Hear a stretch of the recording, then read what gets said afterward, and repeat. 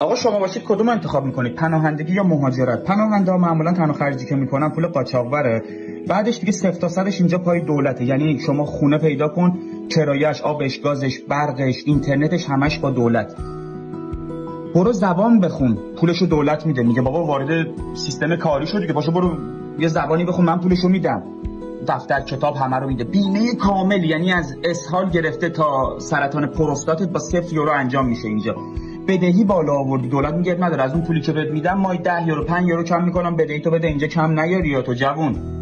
اینجوری پول وسایل خونه میده، میگه خونه چرا خالیه، بیا برو خونه تو بچین. حالا مهاجر اسمش روشه، مهاجر یعنی باید جر بخوری، یعنی باید صف ویزا وایس، زبانش تو ایران بخونه.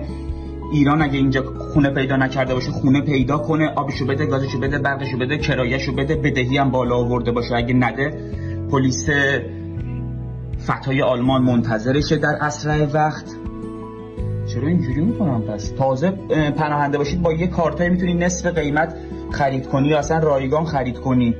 مهاجر باید جر بخوره دیگه. پناهنده هم بالاخره یه جا دولت میگه بابا بیا بده دیگه، پناهنده ما این همه دادیم تو هنوز نیومدی چیزی بدی. یا پناهنده میگه والا فعلا هنوز زبانم در حد هالو ویگت این شب این فراگه است. بعد میگه اب نداره، آره تو برو همون زبان بخون، بمون یه 5 6 سال دیگه. حالا مهاجر استرس اینو نداره که بفرستنش بره، نه اونم استرسشو داره اینجا. حالا اگه کار نکنه که نه، اومده کار بکنه. تحصیلیا یه ذره، تحصیلیا اگه مثلا سمستر یه ذره هیچ بخورید اینا مثلا قبول نشید شاید. حالا شما بودید کدوم چیکار کنیم؟ 0 تا 100 مونو بدن یا 0 تا 100 شونو بدیم؟